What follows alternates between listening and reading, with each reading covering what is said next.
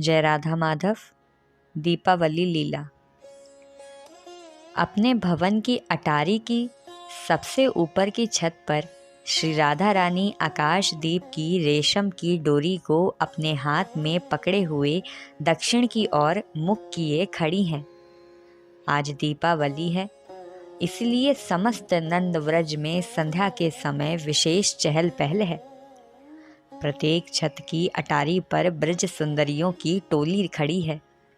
राधा रानी भी आकाश दीप प्रज्वलित करने जा रही हैं। वह यद्यपि डोरी पकड़े हुए दक्षिण की ओर मुख किए हुए खड़ी हैं, पर कुछ ही क्षण के अंतर से अपने पीछे की ओर बार बार दृष्टि डालती हुई नंद बाबा की गौशाला की ओर देखने लग जाती हैं। आज अभी तक समय हो जाने पर भी श्याम सुंदर गौशाला में गाय धोने नहीं आए हैं। अतः रानी बड़ी उत्सुकता से उधर ही बार बार श्याम सुंदर के आने की बाट देख रही है। छत पर चारों ओर घेरा लगा हुआ है। पश्चिमी ओर के घेरे में बंधे हुए मणिजड़ित स्तंभ पर आकाश दीप लटक रहा है। उसे नीचे उतारने के लिए नीले रेशम की डोरी उस दीपदानी से, जिसके ऊपर आकाश दीप रखा रहता है, उससे जोड़कर लटका दी गई है। रानी उसी डोरी के सहारे धीरे धीरे उस दीपदानी को नीचे उतार रही है। दीपदानी एक विचित्र प्रकार के शीशे की बनी हुई है, जिसमें से भीतर के दीप का प्रकाश अनंत गुना होकर प्रकाशित होता है। दीपदानी के ऊपर नीले रंग का पत्थर जड़ा हुआ है। रानी सोने के दीप में घी भरकर उसमें कपास की बत्ती भिगोती है। ललिता के हाथ में धूप बत्ती जैसी कोई बहुत मोटी सुगंधित वृत्ति का ही है, जो धीमी धीमी जल रही है तथा धुएं के समान उसमें से पीले रंग की अग्नि शिखा प्रकट हो रही है। उस शिखा से अत्यंत विलक्षण सुगंध निकल रही है, जिससे सारी छत सुवासित हो गई है। रानी उस अग्नि शिखा से घी भरे प्रदीप को सटा देती है। प्रदीप जल जाता है। रानी उसे हाथ में लेकर उसी दीपदानी में रख देती है। रूप मंजरी के हाथ में जल की झारी है, उसी से रानी हाथ धोती है। गुड़ मंजरी के हाथ में फूलों भरी थाली है, उसमें से 4-5 सुंदर गुलाब के फूलों को लेकर उस दीपक के चारों ओर रख देती है। रानी यह कर भी रही हैं तथा बार बार नंद बाबा की गौशाला की ओर देख भी लेती हैं। अभी तक श्याम सुंदर गौशाला में नहीं आए हैं। प्रदीप तैयार हो जाने पर रानी उस दीपक की परिक्रमा करती है तथा मन ही मन कहती हैं, आकाश के अधिष्ठात्र देवता, मेरे मन की दशा देखकर मेरा अपराध क्षमा कर दे। देव, मैं दीपक भी ठीक से नहीं जला सकती हूँ। क्या करूँ, सर्वथा असमर्थ हो गई हूँ। मैं चाहती हूँ कि दीपक की बत्ती ठीक से बनाकर आपको दीप दान करती। दीप दान करके प्रियतम श्याम सुंदर के मंगल की भीख मांगती, पर ऐसा कर नहीं पाती।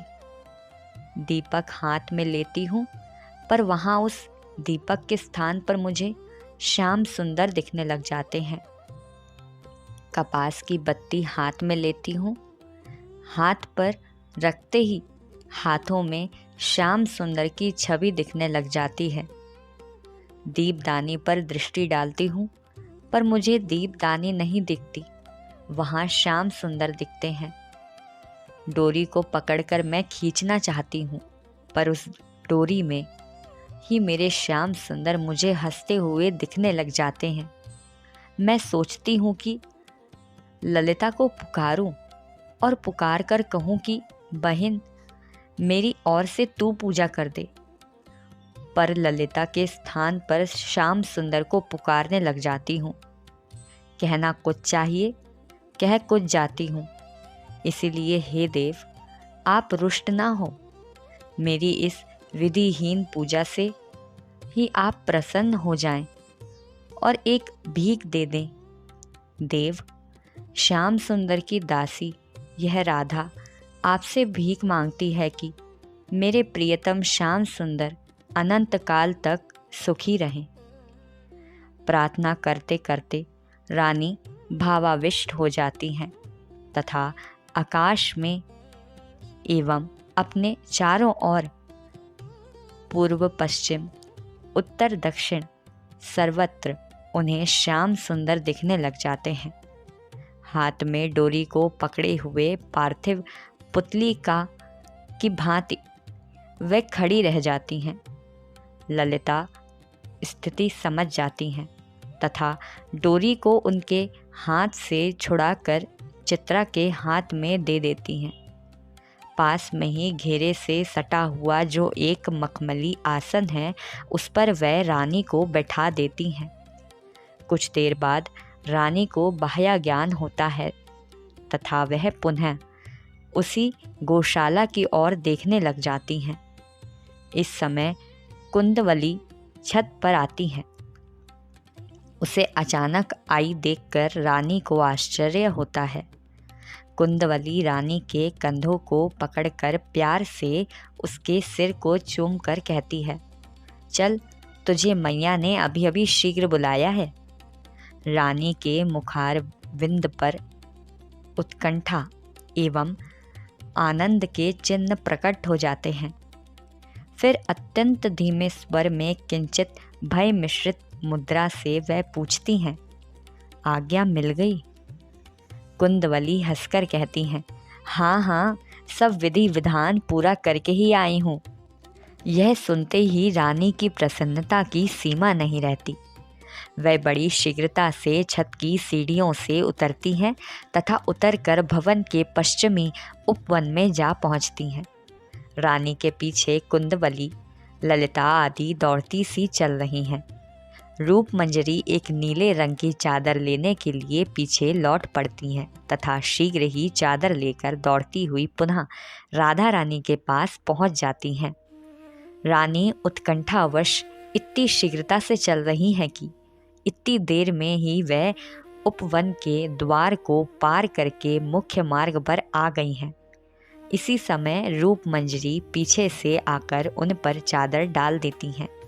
चादर को लपेटती हुई रानी नंद भवन की ओर शीघ्रता से बढ़ने लगती हैं। यद्यपि मणियों के अत्यधिक प्रकाश से समस्त मार्ग पर दिन का सा उजाला हो रहा है, फिर भी दीपावली का दिन होने के कारण सोने के प्रदीप स्थान स्थान पर जलाए गए हैं। नंद भवन के मुख्य द्वार पर गोप गोपियों की भीड़ सी लग रही है।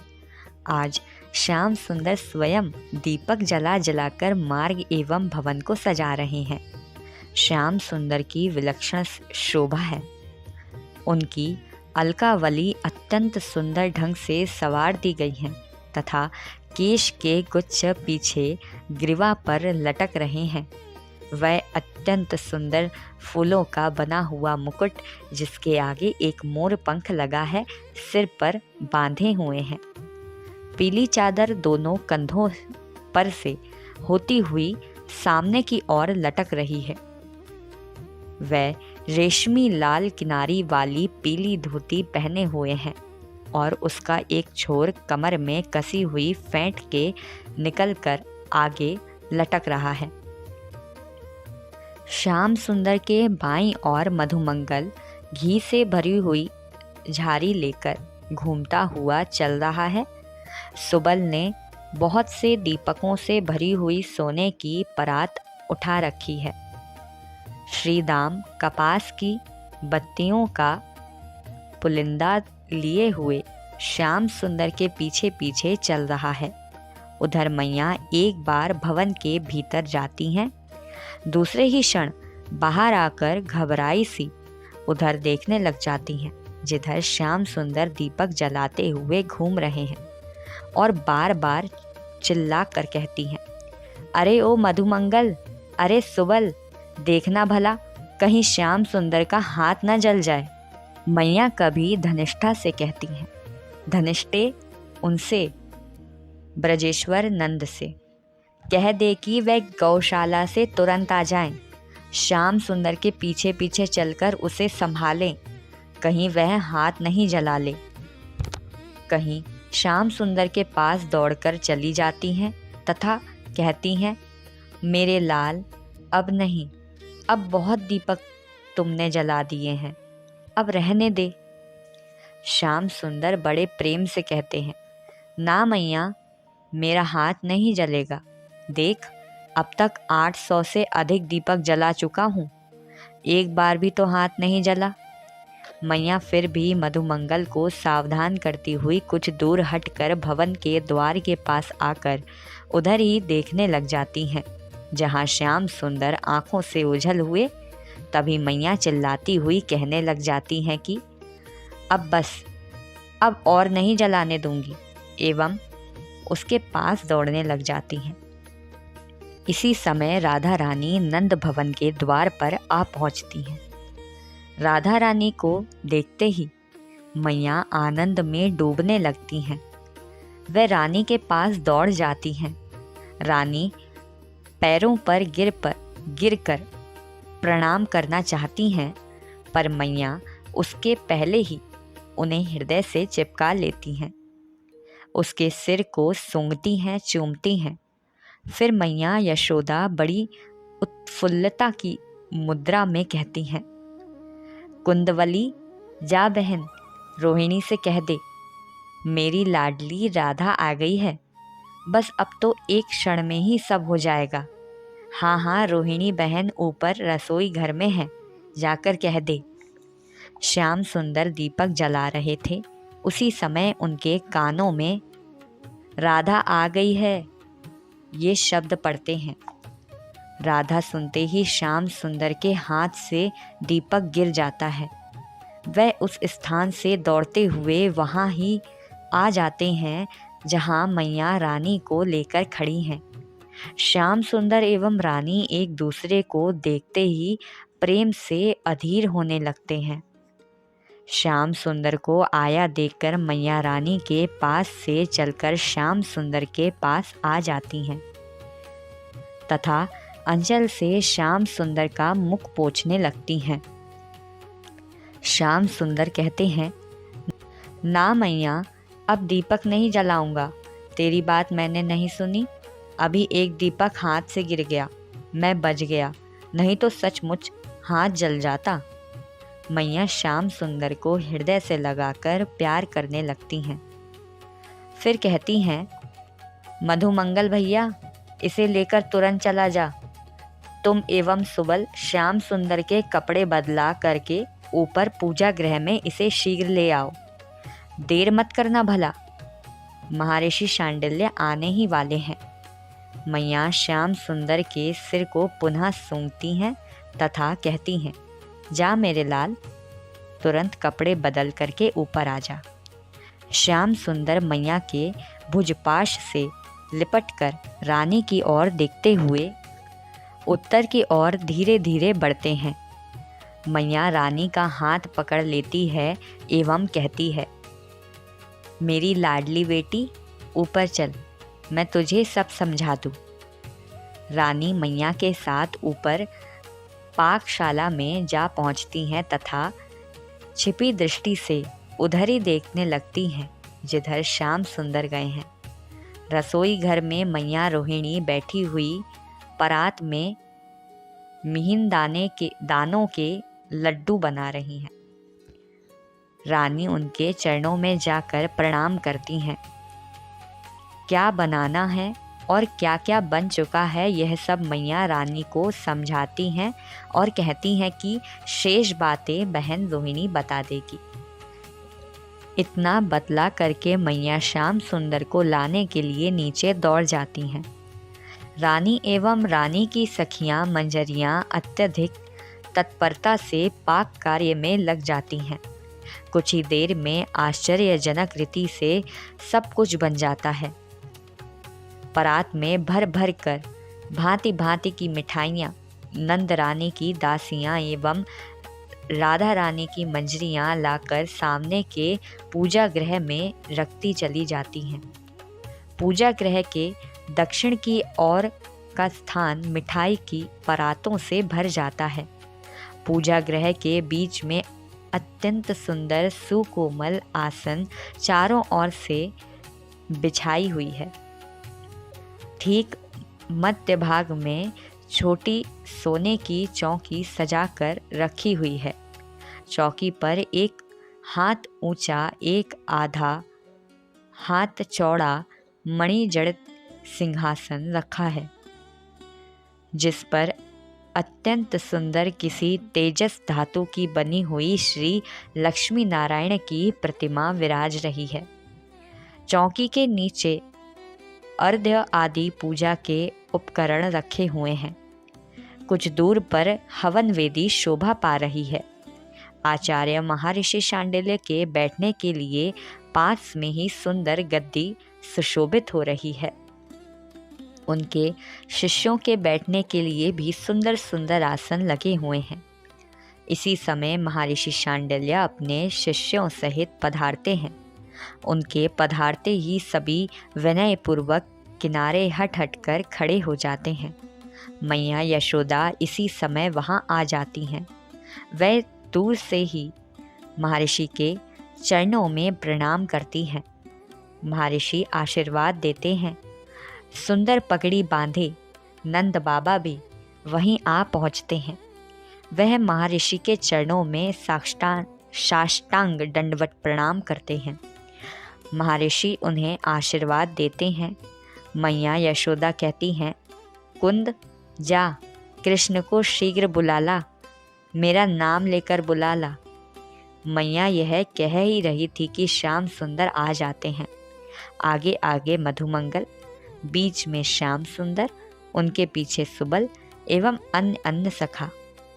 मैया दौड़कर श्याम सुंदर को हृदय से चिपटा लेती है।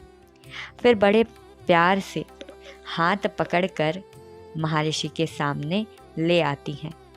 श्याम सुंदर महर्षि शांडिल्य के चरणों में साष्टांग दंडवत प्रणाम करते हैं। महर्षि की आंखों में आंसू भर आते हैं। वह अतिशय शीघ्रता से श्याम सुंदर को उठाकर हृदय से लगा लेते हैं।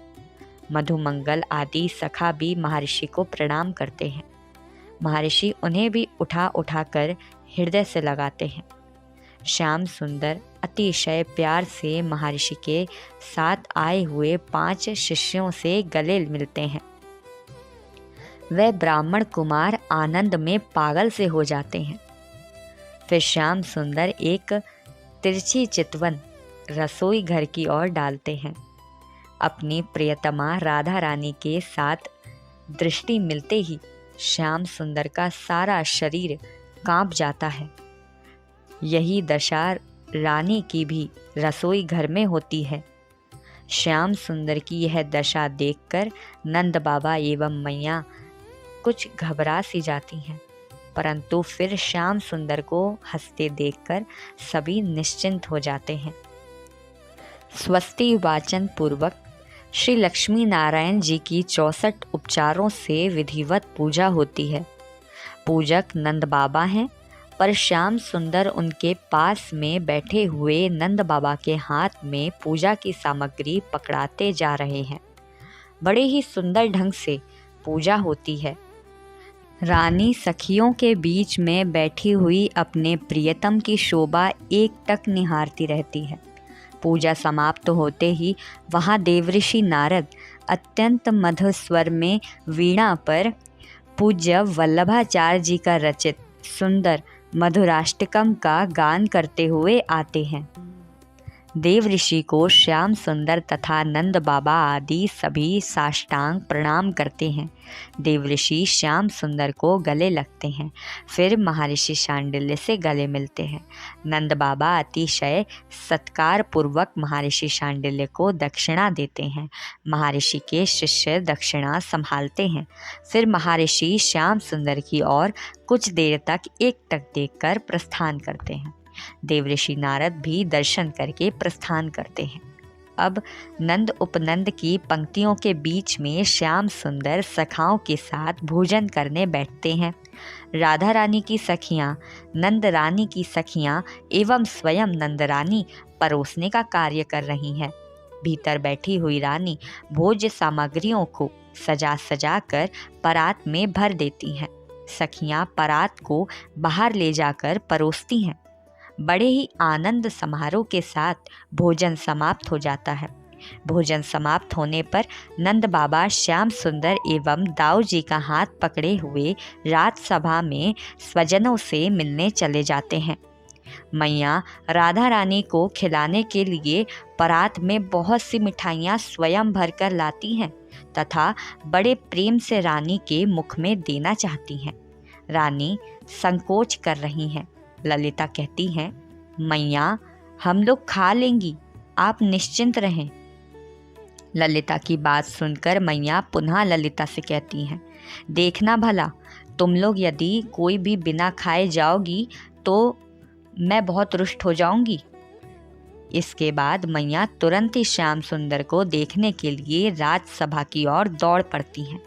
उनके चले जाने पर सखियां उस परात को उठा लेती हैं जिसमें श्याम सुंदर ने भोजन किया था। उन सब ने बड़ी चतुराई से पंक्ति उठते ही उस परात को उठाकर छिपा दिया था। उसी परात की मिठाई में वह मैया की दी हुई परात की मिठाई सजा सजा कर रख देती हैं। प्रसाद लेना समाप्त करके हाथ मुंह धोकर और श्याम सुंदर के पीक मिश्रित पान के बीड़े को मुख में लेकर वह सब घर वापस लौटने वाली ही थी कि मैया यशोदा उसी समय आ जाती है। रानी को जाने के लिए प्रस्तुत देखकर धनिष्ठा को कुछ संकेत करती हैं। धनिष्ठा संकेत समझ जाती है और हीरे की बनी हुई अत्यंत सुंदर अंगूठी लाकर मैया के हाथ में पकड़ा देती है। मैया उसे रानी की उंगली में पहना देती है एवं कहती है, बेटी मेरा यह आशीर्वाद अस्वीकार मत करना। देख, इसे मैंने कृष्ण के लिए बनवाई थी, पर कुछ ढीली होने के कारण वह निकाल कर फेंक देता है। आज प्रातःकाल तेरी उंगलियों में वैसी अंगूठी देखकर मैंने सोचा कि विधाता ने यह अंगूठी तेरे लिए ही बनवाई है, इसीलिए मैंने पहना दी। मेरी लाडली बेटी, माँ के इस आशीर्वाद को तू ग्रहण कर ले। रानी सिर झुका लेती है तथा मैया के चरणों में गिरकर प्रणाम करती है। मैया फिर रानी को हृदय से लगा लेती है। मैया यशोदा की आँखों में आंसू भर आते हैं। वे रानी की ठोड़ी को पकड़कर चूमने लग जाती हैं तथा कहती हैं, मेरी लाडली, तुझे देखकर प्रायः मुझे भ्रम हो जाता है कि कृष्ण कहीं सुबल को ही साड़ी पहनाकर खेल तो नहीं खेल रहा है। फिर पास आने पर तुम्हारे गोरे रंग को देखकर पहचान पाती हूँ। ओह, विधाता ने तुम दोनों के मुख को कैसा एक सा बनाया है। नंदरानी की बात सुनकर राधा रानी सकुचा जाती हैं। मैया रानी को पकड़े मुख्य द्वार तक आती हैं। द्वार के पास जाकर ललिता कुछ रुक जाती है। उसी समय मधुमंगल वहाँ आ पहुँचता है एवं ललिता से कहता है, री, आज चलकर देख, मैंने रात सभा में कैसी दीपावली सजाई है। तुझे तो 100 जन्म में भी वैसा सजाना नहीं आए। मधुमंगल की बात सुनकर सभी हंस पड़ती हैं। इस पर मधुमंगल कहता है, हंसती है? अच्छा, चल चल कर देख ले, फिर समझ जाएगी कि मैं झूठ कह रहा हूँ या सच। ललिता हंसकर कहती है, तेरे जैसे बंदर की सजाई हुई दीपावली भला अच्छी क्यों ना होगी। मधुमंगल हंसकर कहता है, देख, तू विश्वास नहीं करती। सचमुच कन्नू और हम दोनों ने मिलकर ऐसी दीपावली सजाई है कि देखते ही बन पड़ता है। मधुमंगल की बात सुनकर ललिता राधा रानी की ओर उंगली से संकेत करती हुई कहती है, इसे देर हो जाएगी, नहीं तो मैं देख आती। मधुमंगल कहता है, जब इतनी देर हुई तो थोड़ी और सही, इसे भी साथ ले चल, ये भी देख लेगी। रानी के हृदय में तो आंतरिक इच्छा है कि चलकर देख आऊं, पर बाहर से ऐसी मुद्रा बनाती है मानो बहुत देर हो गई है, अतः घर वापस लौट चलना चाहिए। किंतु मधुमंगल का आग्रह देखकर मैया कहती है, इस मधुमंगल को भी मैं बहुत अधिक प्यार करती हूँ। यह दिन रात मेरे कृष्ण की संभाल रखता है। मैं तेरा आभार मानूंगी यदि तू इसकी सजाई हुई दीपावली को जाकर थोड़ी देर देख लेगी। इसका चित्त प्रसन्न हो जाएगा। मैया के ऐसा कहते ही सखी मंडली के सहित रानी राजसभा की ओर चल पड़ती है। वहाँ पहुंचकर रानी एक खंबे की आड़ से देखने लगती है। रानी की दृष्टि सीधे श्याम सुंदर पर जाकर टिक जाती है। मधुमंगल पास में ही खड़ा है। वह उच्च स्वर में बोलता है, वहाँ देख, बाबा की गद्दी के पास की सजावट देख। मधुमंगल का उच्च स्वर श्याम सुंदर के कानों में पड़ता है। वह इधर देखने लग जाता है।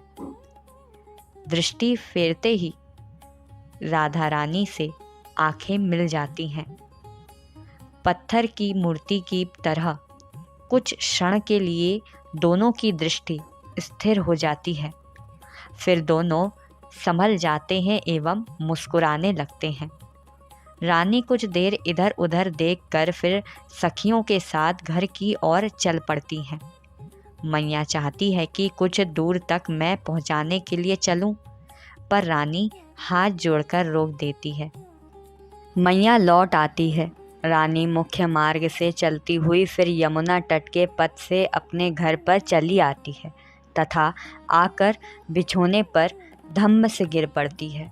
ललिता रानी के सिर को गोद में लेकर पंखा झलने लगती है।